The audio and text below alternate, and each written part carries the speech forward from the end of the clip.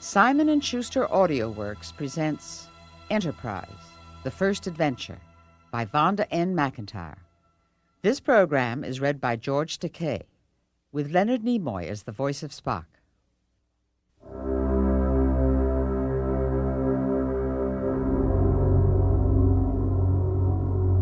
Blood flows in strange patterns in zero gravity.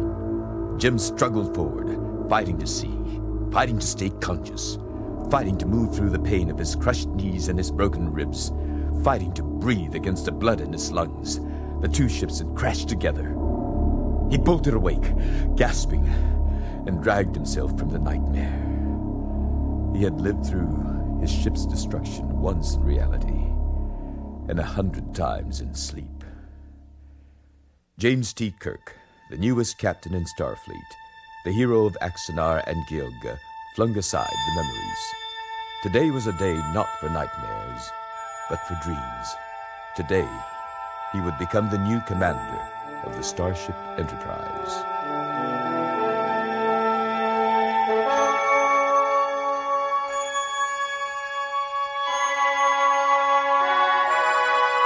Science Officer's Log, Stardate 0000.5.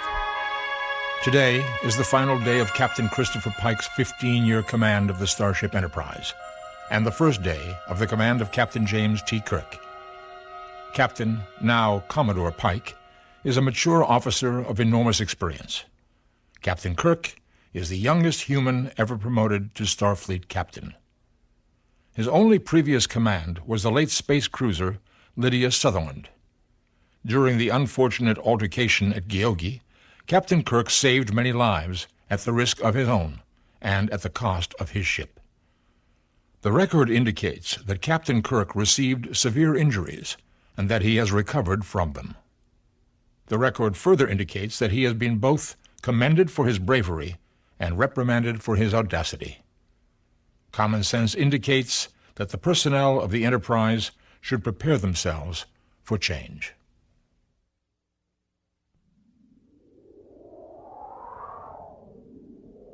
A keen, cold night wind ruffled powdery dust against Koronin's boots.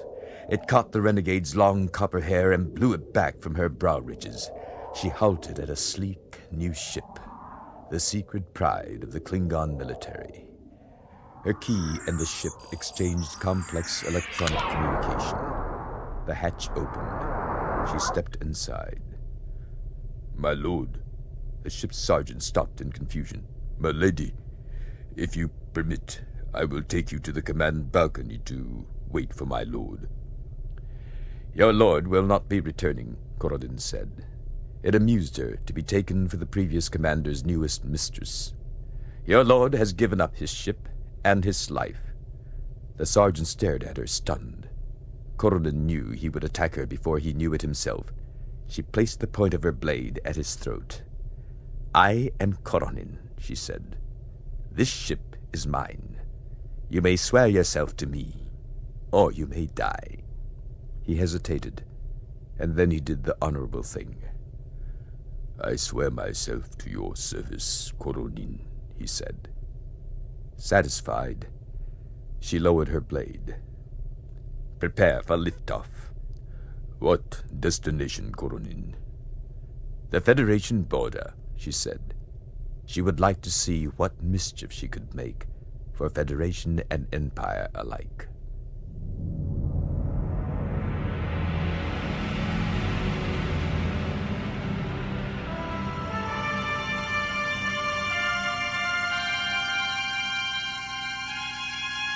Following Commodore Christopher Pike, Jim Kirk stepped on board the Enterprise for the first time. All he really wanted to do was explore, but good manners required him to attend the reception the ship's officers had prepared. Pike led the way to the recreation deck. When he entered, low chatter faded to silence. "Officers of the Enterprise," Pike said. "My friends, this is James Kirk, your new captain. I trust you will give him the same support and loyalty that you've given me." Jim felt uncomfortably on display as Pike shook his hand and the other officers applauded politely. "Captain," Pike said, "the ship is yours."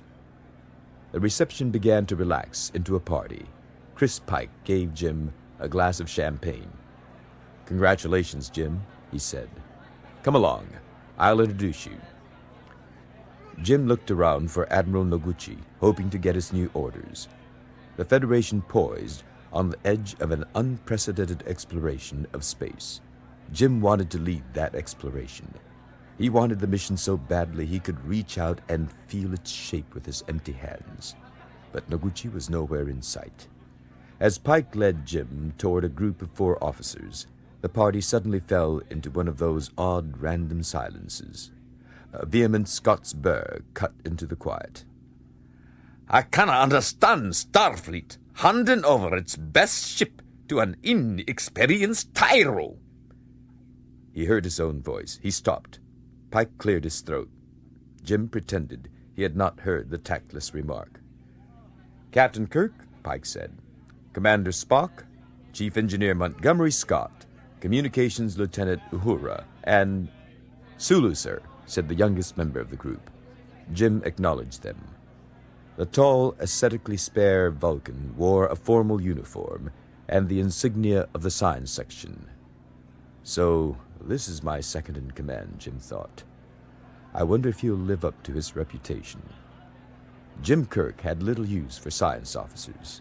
They always wanted to impart more information than he needed at any given moment about any given problem. With any luck, this science officer would be one of those withdrawn, intellectual types who preferred to remain secluded in the depths of the ship's laboratories. "Commander Spock," Jim said. "Captain Kirk." Spock took James Kirk's measure with a glance. The science officer had made it his business to learn about Captain Kirk. Starfleet was handing over the Enterprise to a hero. Commander Spock had little use for heroes. Whatever the self-sacrifice required for heroism, however commendable or admirable the heroic actions, a person could become a hero only within an environment of chaos and destruction. In Spock's view, foresight and rationality should prevent the evolution of any such environment. Jim turned to the chief engineer and spoke in a tone he hoped was civil. "Mr. Scott." "You have the finest ship in Starfleet to live up to, Captain." "I'm sure I do, Mr. Scott." "Captain Kirk." Lieutenant Uhura's voice was low and musical, intense and intelligent. Jim forgot his uneasiness, Scott's belligerence, Spock's unreadable expression. After a moment he realized he was gaping at Uhura like a witless schoolboy. Yes, Lieutenant Uhura. Glad to make your acquaintance." The 3 veteran officers had spent years working out the formula by which they interacted. James Kirk, a new unknown, watched them wonder if he could center himself within their orbits, or if, like a rogue star, he would enter their system on a hyperbolic course and leave chaos behind him. Only time would answer their question, and his own. Jim turned toward the other newcomer, his own choice for helm officer, Lieutenant Sulu, fresh out of the academy and with a brand new commission, had been on the Enterprise only a couple of hours longer than Jim. "Mr. Sulu," Jim said, "how did the fencing tournament go?" I won the all-around, Captain," Sulu said, and clearly surprised that Jim even knew about it. Pike took Jim off to meet the rest of the officers of the Enterprise. Soon the names and faces blurred together. In one moment of complete clarity, Lieutenant Uhura was persuaded to sing. Jim listened, transfixed by her voice. When her song ended, and it did not appear that she would sing another, Jim decided he had fulfilled his obligation to good manners. He had definitely waited long enough for Admiral Noguchi. He slipped away from the party to explore his ship. The Enterprise was incredible. Jim wandered through its corridors from the highest deck to the lowest, marveling that this creation was under his command. Near the shuttlecraft deck, Jim smelled drying hay. He had grown up on a farm in Iowa. He knew what hay smelled like, and he knew it smelled like nothing that ought to be on a starship. He frowned. In space, Anything strange or unknown could mean danger. Jim hurried to the catwalk above the dim shuttlecraft deck. "Lights," he said. The deck lights brightened. An iridescent creature snorted and bolted to its feet, spraddle-legged and challenging, head up, ears pricked, nostrils flared. The horse spread its great black wings. What are you doing? A small, black-clad figure ran across the catwalk. Her iridescent black hair streamed behind her. Jim barred her way. What's that thing doing on my shuttlecraft deck? "She's not a thing. She's an equaraptor. And Admiral Noguchi said nobody would bother her." Admiral Noguchi? At that moment, the Admiral himself strode onto the catwalk. "Jim," he said, "what are you doing here? Hello, Ms. Lucarian. You two have met, I see. Jim, I was hoping to surprise you, but never mind. We can make the announcement together." "Sir," Jim said, "that creature is obstructing my shuttlecraft deck." "It's all right, Jim. You won't need shuttlecraft on this mission." "What exactly," Jim said, suspecting that he no longer wanted to know, "is the mission?" Admiral Noguchi handed Jim his orders. After Jim read them, he stared at Noguchi in shock. "Sir, I had hoped for a challenging assignment." Improving the morale at our star base is challenging, Jim, and important. Besides, after Georgia, you need time to recover from your injuries. "I'm perfectly healthy now." "Admiral, you can't mean Starfleet has assigned the Enterprise to ferry around a bunch of entertainers." "I mean that I have given you this task. I have also given you command of the ship. Neither order is carved in stone. Is that understood? Any further questions, Captain Kirk?" Jim hesitated for perhaps a second, almost a second too long. "No, sir," he said. "Good." Jim and Amelinda Lucarian regarded each other warily until Admiral Noguchi left the catwalk. "This isn't quite what you expected, is it?" Lucarian said gently. "That's an understatement." "We'll both have to make the best of it," she said. If Jim had lost the mission he really wanted, it was not Lucarian's fault. "Yes, we will," Jim offered his hand. I'm Melinda Lucarian," she said. Her hand was warm and strong. "My friends call me Lindy." "James Kirk. My friends call me Jim."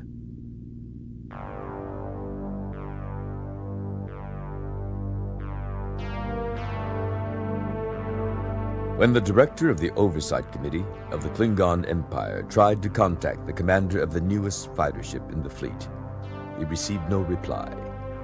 He increased the intensity of his contact attempts, but the ship, a prototype, was nowhere to be found. The director had worked long and hard to get that particular ship for that particular officer. He diverted all his operatives to search for the new ship, the ship commanded by his son.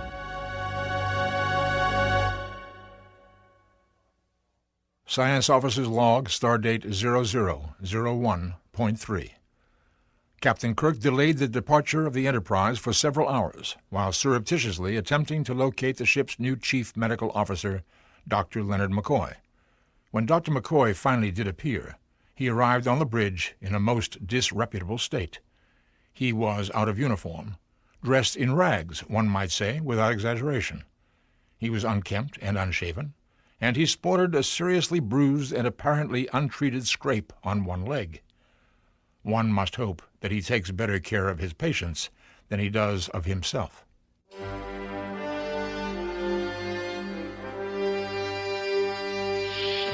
Leonard McCoy let Jim Kirk hustle him off the bridge, into the turbo lift, and away from the curious stares of their new shipmates. "Bones, what happened to you?" Jim said angrily as soon as the lift doors closed. "I almost had to put you on report. I almost had to have you replaced." I was on vacation, at your insistence, as I recall. I went to the Grand Canyon. His enthusiasm spilled over. White water rafting. Have you ever tried it? No. It's magnificent. We traipse off to the far corners of the universe, but there are incredible places on our own world that we haven't even seen. You should have called me. I wouldn't have had to give so many evasive answers about where you were. The canyon's a historical preservation area. Comm units aren't allowed. McCoy looked Jim up and down. But enough about me. How are you feeling? I'm all right. What about the nightmares? I can handle the nightmares. I'm glad to hear it, McCoy said mildly, knowing when not to push. Jim Kirk could be exasperating. McCoy remembered back a few years. When Jim was a lieutenant, he had been brash and arrogant and impatient, even with superior officers. As a lieutenant, Jim Kirk had been like a colt, held under too tight a rein. His promotion to the commander of the Lydia Sutherland both gentled and strengthened him. The responsibility of leadership tempered his arrogance and his impatience. But McCoy was concerned about the effect on Jim of losing his first ship. It had been a deep, hard blow. If Jim ever chose to talk about it, McCoy would be there to listen. Leaving McCoy to change into uniform, Jim returned to the bridge and took his seat. Release all moorings. Mr. Sulu, take her out. The Enterprise left space dock on impulse engines. Jim felt the power of the ship, waiting for his command. Warp Factor 1, Mr. Sulu. Warp Factor 1, sir. The Enterprise sped majestically toward the stars. Jim had never felt such power in a ship. It seemed to flow into him. It seemed to enhance his senses. Warp Factor 2. Effortlessly, the Enterprise accelerated.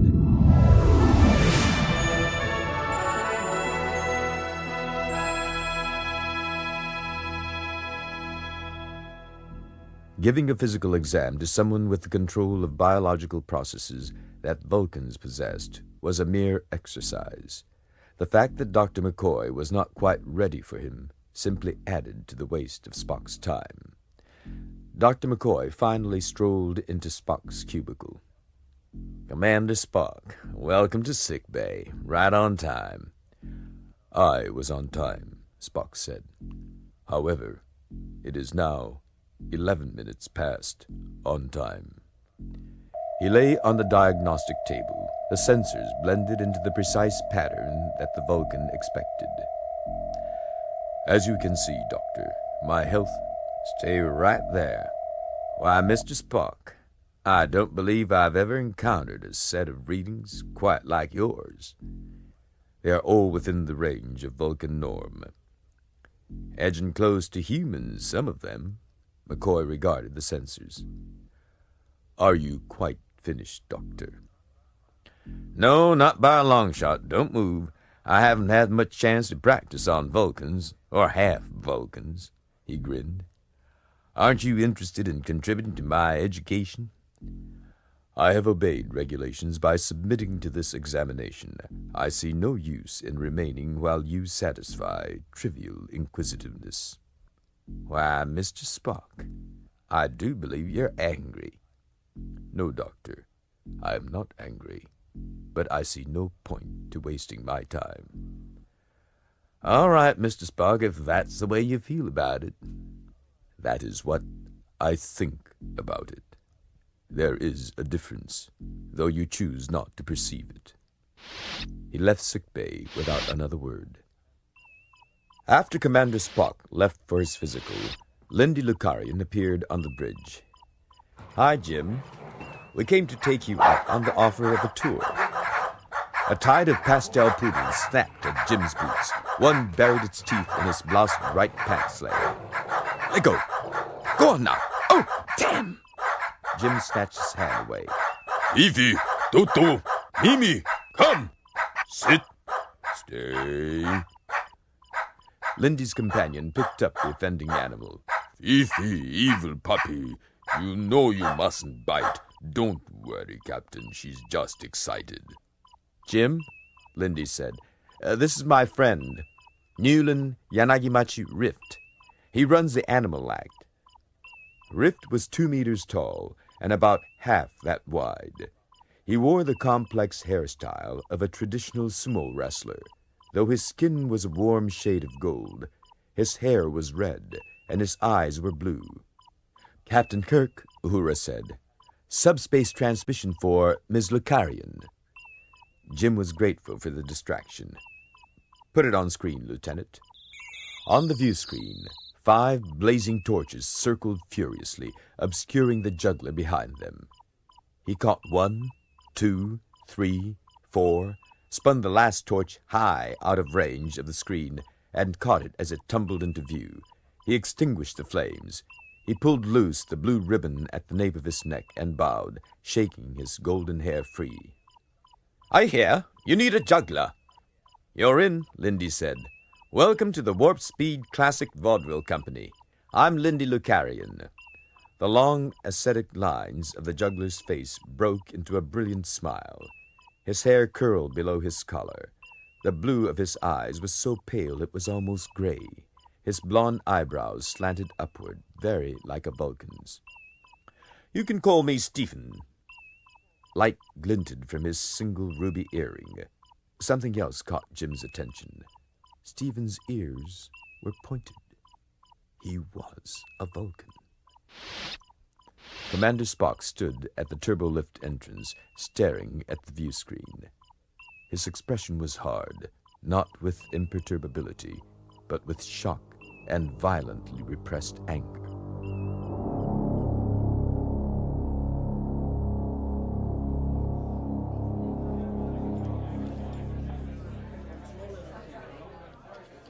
That evening, in the officers' lounge, Jim started toward McCoy's table. When he saw Commander Spock sitting by himself with a 3-dimensional chess set, he changed his mind and joined the science officer instead. Need an opponent? No, Captain, Spock said without looking up. Why are you playing alone? Because, Captain, no one on board plays at my level. You're modest, aren't you? Vulcans have evolved beyond character traits such as modesty and immodesty. Jim was more interested in Commander Spock's un-Vulcan-like reaction to Stephen than he was in 3D chess. Mr. Spock, do you know Lindy's new juggler? Mr. Spock hesitated. Yes, Captain. Tell me about him. There is little to tell. He is a Vulcan. A Vulcan juggler. Juggling is an excellent method of improving hand-eye coordination, Captain Kirk. It takes concentration, patience, and practice. You sound like an expert. I am hardly unique among Vulcans in developing the ability. Maybe we don't need this fellow after all. Why don't you help Lindy out instead? Because she did not ask me, Captain. Jim had the feeling Mr. Spock was trying to distract him from Stephen. What do you know about your Vulcan friend? He is not my friend. He comes from an unobjectionable family. He has used an excellent education and many advantages to little purpose. Jim frowned. I don't understand the problem here, Commander. He deliberately involves himself in emotional experiences. I believe humans would call him a thrill seeker. Jim would have sworn Commander Spock was embarrassed if he had not been told so often that Vulcans had no such reactions. Is that all? Yes, Captain. Good Lord! You acted like you'd seen an axe murderer. Spock considered. The analogy is not unreasonable. He is a pervert. Jim could not help it. He laughed. Commander Spock turned away. He gazed at his chessboard. He moved the black queen to threaten the white king. White to checkmate in 3, Jim said instantly. Spock looked up in disbelief. Smiling to himself, Jim strolled toward McCoy, who sat with several other Enterprise officers and the vaudeville company's neo-Shakespearean actor, Mr. Cockspur. Neo-Shakespeareans, Jim had been told, made their own translations of William Shakespeare's plays so that modern audiences could understand them. Jim had never seen a neo-Shakespearean perform. He had seen a few of the plays in the original. He had found them perfectly comprehensible. "Hi, Jim," McCoy said. "Do join us." "Oh, Captain," Mr. Cockspur said as Jim sat down. "I was just observing that the Enterprise is rather an expensive vehicle to use for the transportation of vaudeville. Your ship would be put to better use fighting the enemies of the Federation." Oh no, Jim thought. Another earthbound nincompoop who thinks the purpose of Starfleet is to blow people and planets out of the sky. "We aren't at war with anyone, Mr. Cockspur." "But there are worlds to conquer." Mr. Cockspur started to lecture Jim on politics. A shadow fell across the table, and Mr. Cockspur fell silent. "Would the captain oblige me," Spock said, "with the answer to a question?" "Certainly, Mr. Spock." "Pardon me," Jim said to Mr. Cockspur, concealing his relief. "Regarding white checkmate in 3, Spock said. "I apologize. I shouldn't have barged in on your problem." "Then," Spock said, "white cannot checkmate in 3 moves?" "Yes, it can. Did you think I was making a joke?" "One can never be certain," Spock said, "when a human being is making a joke. Usually, we laugh. Not invariably." "No, not invariably. Still, I wasn't making a joke. I'll be glad to play out the problem with you." Jim moved the Queen's Knight. Spock regarded the chessboard. One black eyebrow tilted to a steeper slant. He stared at the positions as if calculating every move of every piece. Jim had seen the opening in a flash of insight. Now he wondered if he had made some schoolchild error. Spock tipped his king and let it settle onto its squat base. "I resign," Spock said, with the barest suggestion of confusion. "Your move risked your queen and your knights. It was illogical, but effective," Jim said. "Indeed. Nevertheless, that's my method of calculation." Spock cleared the board. "Would you care," Spock asked, "for a complete game?"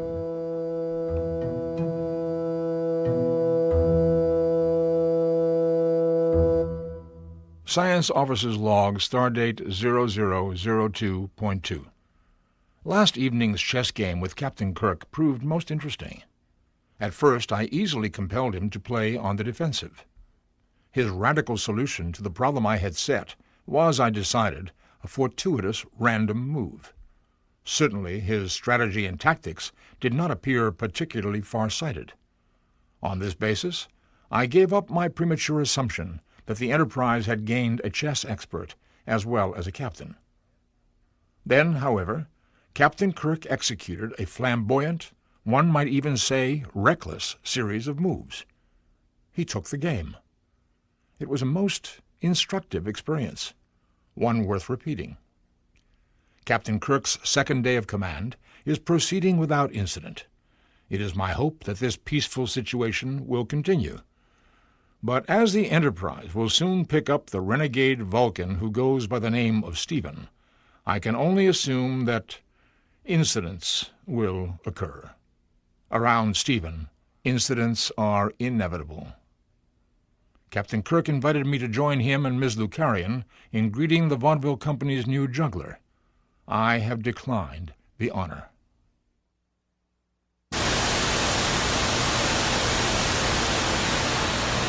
Jim and Lindy waited at the hatch to meet Stephen. The Vulcan docked his ship, which was called Dionysus, and strolled on board the Enterprise. "Thanks for the job." Stephen smiled at Lindy. My pleasure, she said. And thanks for your hospitality, Captain. They headed for the bridge. 4 or 5 centimeters taller than Spock, Stephen was built along the same slender lines. Blonde and blue-eyed Vulcans, while uncommon, came within the normal range of types. But Stephen's expression revealed him in a way quite foreign to other Vulcans, and no Vulcan Jim had ever seen permitted his hair to grow as long and shaggy as Stephen's. They reached the bridge. Spock raised his head. This time he permitted himself no reaction. Stephen strode toward him. Spock rose. His expression hardened. "How are you, Spock?" "I cannot talk with you," Spock said. "I have duties to attend to." He turned his back. "Mr. Spock," Jim said. Reserve was one thing. Downright rudeness was another. "Never mind, Captain." "Let's go below," Lindy said, embarrassed for them both. "You should meet the rest of the company, and Athena." Athena, the winged horse, the equaptor, spread her iridescent feathered wings. Her black coat shone with highlights of green and purple and gold. She raised her head and pricked her ears. The shuttlecraft deck had been carpeted with dirt and planted with accelerated desert grass to make a temporary pasture for the creature. Over the objection of Mr. Scott, Jim had changed the gravity to 1/10 normal, so the equiraptor could try to fly. But there was not quite enough room for her to learn. Lindy grabbed Athena's mane, swung up, and rode across the deck. Mane and tail rippling, wings open, Athena trotted down the deck, hesitating for a split second before she put each hoof to the ground, floating between each step. Lindy laughed, her arms spread wide, her hair flying. Jim watched in trance. "She's really something, isn't she?" Stephen said. "Yes," Jim said. "She really is." Because of information brought by his spies, the director of the Klingon Oversight Committee mobilized the fleet of the secret police before the oligarchy noticed that their prototype ship had been lost. The director had not personally commanded a mission in many years. He ascended to the command deck, oblivious to space and stars, intent only on his pursuit of Koronin. The renegade could expose his son's unworthiness to the world. The course he ordered sent his fleet toward the Federation border, toward Starbase 13. Science Officer's Log, Stardate 0004.7. Captain Kirk has arranged a performance of Ms. Lucarian's company for the crew of the Enterprise. Though I am, of course, uninterested in entertainment, I am curious about Ms. Lucarian. In conversation, I found her intelligent. I judged her to be both rational and ethical. It is possible, however, that I have misjudged her. She claims to be a magician. Magic is often used by humans to defraud gullible individuals and to engender a belief in the supernatural. In order to determine her true character, I must observe her practicing her profession. I mentioned my concerns to Captain Kirk, but he stated with apparent asperity that Ms. Lucarian planned an entertainment, not a conspiracy.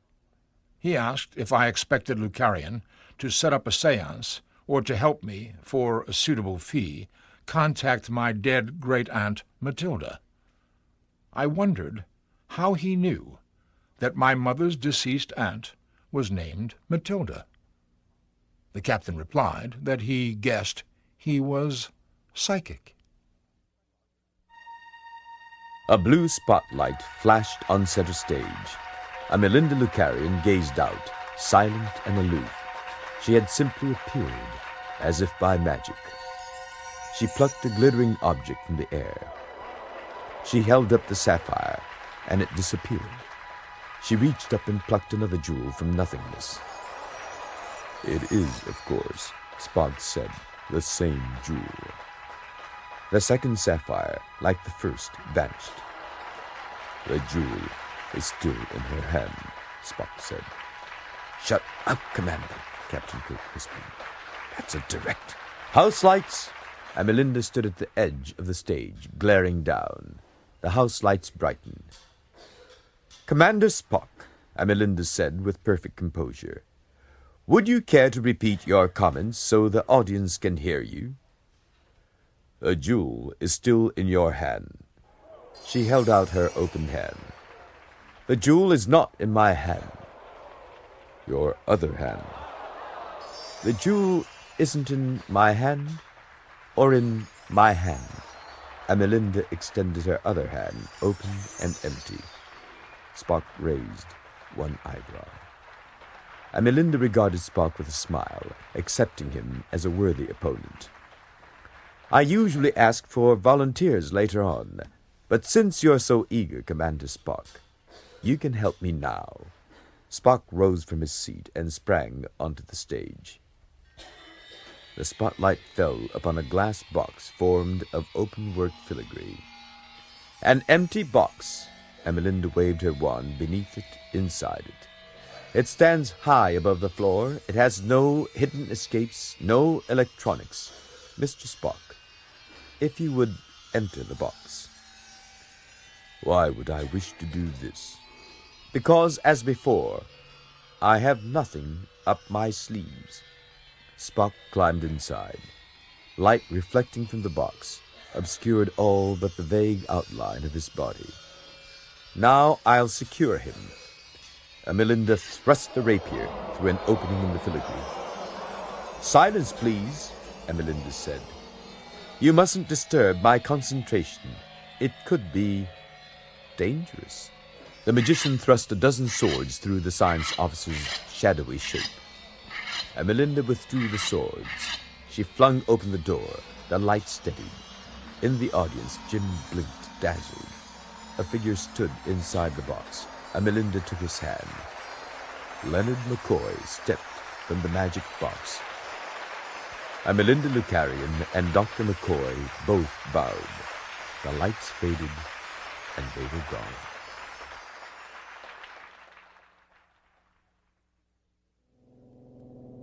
The secret exit from the magic box led Spock into a briefing room adjacent to the theater. He would never have deduced the method of escape from the box, but having experienced it, he admired its simplicity. Melinda strode in. What do you mean by heckling my performance? Heckling? I merely pointed out. Merely? Why didn't you explain everything I did? Then everybody could say, but that's so easy. But it isn't easy. Mr. Spock, how could you do that to me? I thought you liked me. I do not like anyone. It is not in my nature to like or dislike. You implied that the jewel disappeared by supernatural means. I felt it my duty to point out that no such thing had happened. Magicians have been known to perpetrate frauds. Mr. Spock, if I were working a scam, would I admit I was a stage magician? That is a telling point. I had not considered it. You could have spoiled the show for your shipmates, never mind for me. Didn't you understand that? No, I did not. Vulcans and children. Never perform for Vulcans or children. That was my daddy's advice. Spock hurried to his station through fluctuating gravity fields. Reports streamed in from all sections. In the captain's seat, Jim Kirk peered intently at the view screen. Something ripped us out of warp speed, Mr. Sulu exclaimed. Warp drive severely damaged, Captain, Spock said. Subspace communication is impossible. Then from nowhere, a powerful signal appeared. An eerie peace possessed the ship. Captain, Spock said. Anomaly dead ahead. Spock tried to match his reading to a planetary or stellar or interstellar or quasi-stellar object. He failed. An enormous curved surface filled the view screen, hurtling closer. The iridescent surface resolved itself into a cluster of mammoth pearls. A webbing of silvery strands connected them. Jim Kirk watched the screen, amazed at the object's enormity. Finally, its limits came into view. It glowed. A luminescent skeleton supported the soap bubble skin. Streams of light formed a pool above it. "It looks alive," McCoy said. "Captain," Spock said, "the Enterprise is within communication range of the Federation. Regulations require informing Starfleet of this incident." That would mean giving up the chance of making a first contact, Jim thought. I'd have to turn, run, wait till we repaired subspace communications, and have my superiors send another ship with a more experienced captain to take over my job. "Everybody look peaceful," Jim said. "Hailing frequencies, Lieutenant." "Hailing frequencies open, sir." "This is James T. Kirk, Captain of the Starship Enterprise. I represent the Federation of Planets, an interstellar alliance dedicated to peace, to knowledge, to friendship among all sentient beings. Greetings and welcome." "Sir, I'm getting a transmission." This was it. A first contact. An image formed. Jim whistled softly. "My mother's magnolias," McCoy whispered. The being possessed a humanoid shape of delicate proportions, covered with smooth scarlet fur. Huge, luminous eyes glowed in its dark face. A structure like a mustache surrounded the nostrils and bracketed the mouth. The being extended its tongue and delicately brushed the tip across the surface. Jim offered his hand, palm up, to the being. "I am James Kirk. Welcome to the Federation of Planets." The being did the same thing. Then it sang.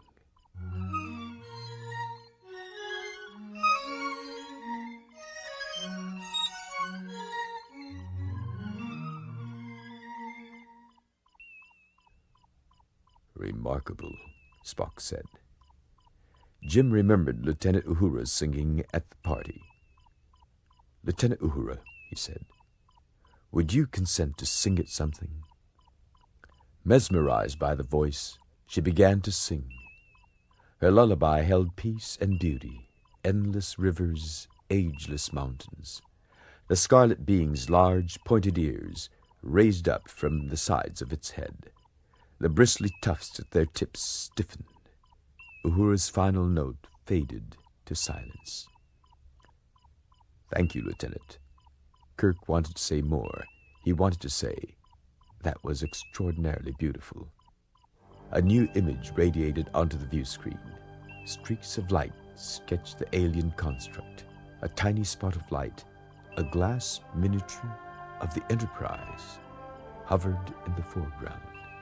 It moved toward the structures, sailing over it, into it, and among the glowing lines. It vanished. "I think we've been invited for a visit," Jim said. Jim chose not to risk the Enterprise in the atmosphere of the alien construct. Instead, he beamed down with Commander Spock. They materialized near a group of the new beings. Jim picked out the scarlet one. The sensory structure above its mouth riffled. The being approached, taller than Jim, taller than Spock. It had fine, narrow bones.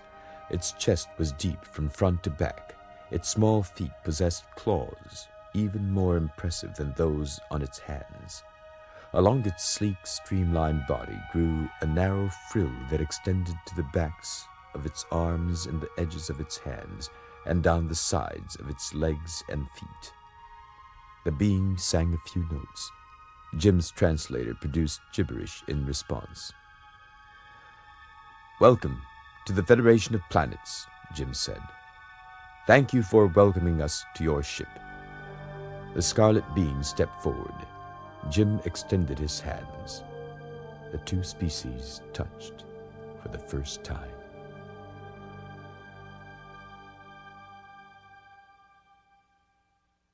Science Officer's Log, Stardate 0006.1.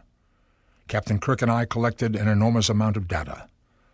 Though we could not communicate with the new beings directly, our interaction was most fascinating. The captain concentrated his attention upon the scarlet being. However, I could detect no individual who took a leader's part. In strangeness, the environment exceeds any other I have encountered. The concavity of the land eliminates distant horizons. The craft's enclosing wall vanishes into the sky's geometric pattern of light. When we had barely begun our explorations, a Klingon ship of unique design approached the alien craft. This required us to take our leave of the new beings and depart their spacecraft, their world ship. The Klingon ship, Kundar, is a new and unusual military craft. Its owner, Koronin, is a civilian. How she came into possession of Kundar remains unexplained. The Enterprise and the world ship and Koronin's Kundar are all within space disputed between the Federation and the Klingon Empire. Captain Kirk has no authority to order Koronin to leave. We must coexist. Meanwhile, the world ship beings have apparently decided to return our visit. They are approaching the Enterprise in a small sailboat driven by a power beam.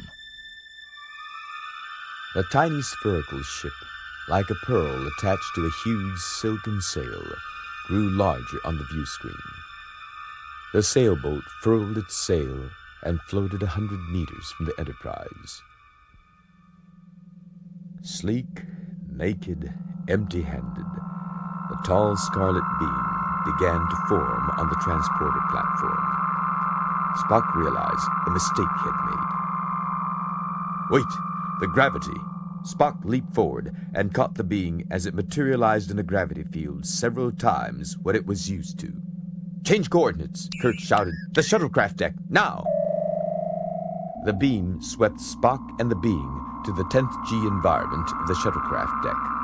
As Spock reformed, the power of the being's mind crushed his defenses. Stunned, he collapsed. 3 other beings formed. The music of their communication soared around him. The beings spread their arms wide, their long fingers unfolded, the frill at their sides extended, and they spread their wide wings. They took flight into the dangerously low sky.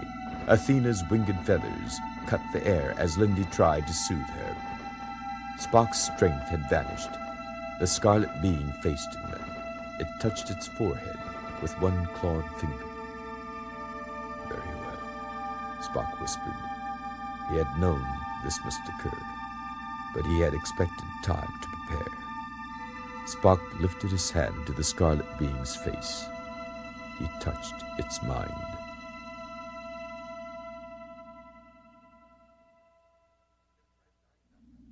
Jim ran down the catwalk to the shuttlecraft deck, cursing himself for not thinking of the gravity difference. McCoy and Uhura followed. Spock lay on the soft new grass. Lindy knelt